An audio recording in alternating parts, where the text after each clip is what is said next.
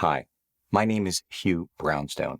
I'm an American YouTuber, photographer, writer, and filmmaker. You may recognize our YouTube channel, Three Blind Men and an Elephant. And in these roles, I've been fortunate to meet and interview extraordinary people, like legendary photographers Elliot Erwitt and Joel Meyerowitz, and rising stars like my dear friend, award-winning British filmmaker and truly lovely human being, Alfred George Bailey. Now, Alfred and I sat down a week or two ago for a Zoom conversation. You can see the whole thing on my YouTube channel, but today I'll make it short. I'm asking you to help me help Alfred replace the personal camera gear stolen from the boot of his car just a few weeks ago. In addition to his one-of-a-kind custom Leica SL, whoever it was who made off with his bag also snagged 4 lenses, a pair of Leicas, a vintage Voigtlander, and a Sigma, along with an Atomos Ninja recorder.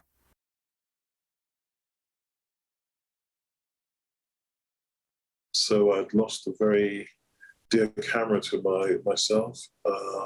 It's a one of a kind. There's only one like that.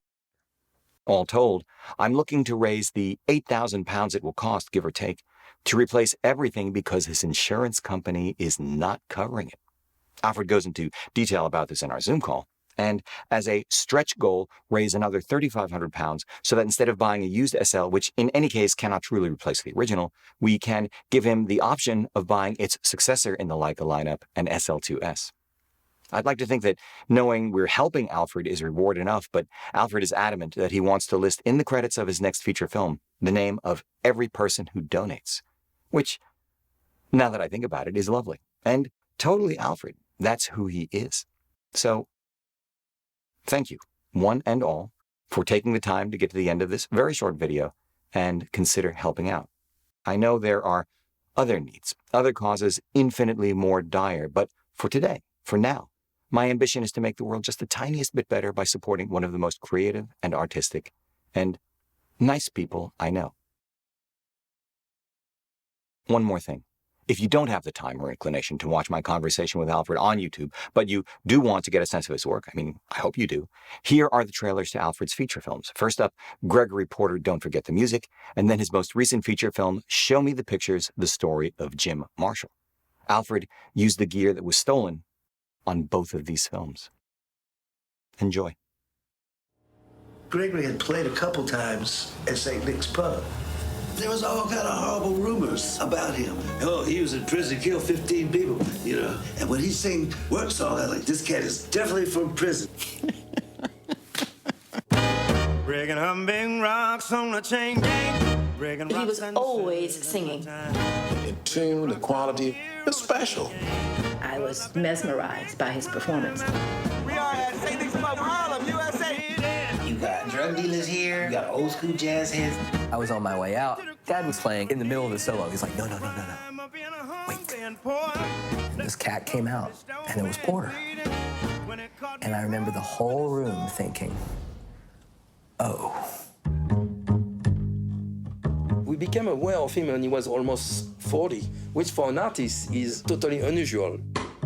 This could have happened for him at 18. He may not have had the emotions to back up some of the songs. Living life, you have more stories to tell.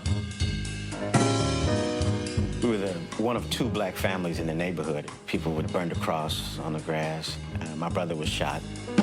In a way, it's an opportunity for my mother to get in our face and reaffirm who we were. Without that, we would have succumbed to that. 1960. You got a sense that he'd lived a life, that had informed his songs, that had formed his lyric range. He wrote Illusions. I'm like, oh my God, this cat, he ain't no prisoner, dude.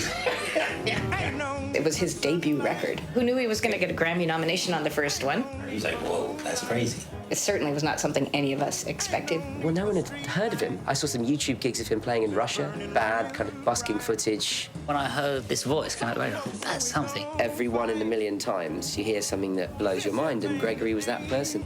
But even more than the voice, it's the size of his humanity. It's a mysterious cocktail in his voice that's happening, It's really human. When you think of the big guys that's being tough, he's a very sensitive person. Instead of going up to somebody and saying, oh, I understand what you're going through, it comes out for me, out in a song. I write about mutual respect. It's a theme that keeps going on in my head. People just love him across the generations.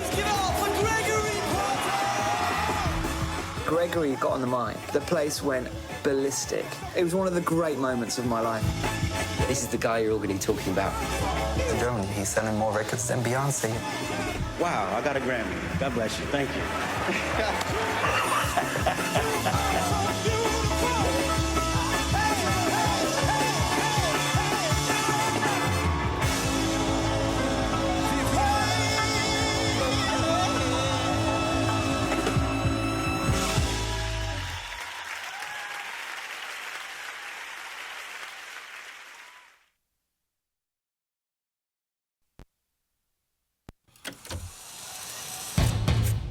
Fuck all the words, man. Look at my work. Look at my track record over 20 years of taking pictures. Look at my body of work. Think it works? Jim Marshall. Who's Jim Marshall? Where do you start? Jim was the man. Jim was nuts. He was like a rock star. My father had an abrasive exterior, but had a great big warm heart underneath it. Jim Marshall was exactly the same way. You did not want to be on the wrong side of Jim Marshall. I've always liked cars, guns, and cameras.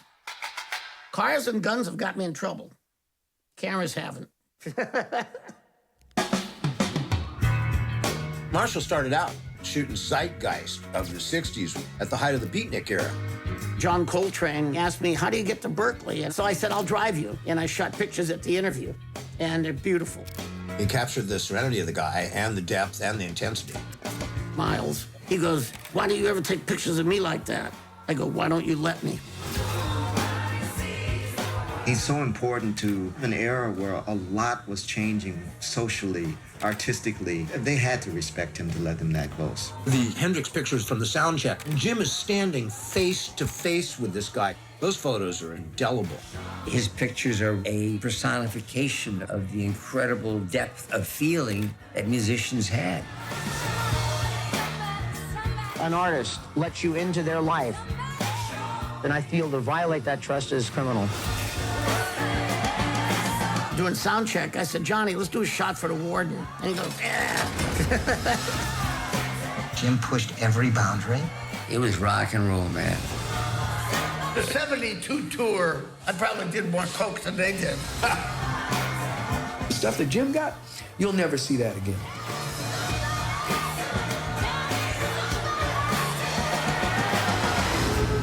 You know, I couldn't ask for a better life.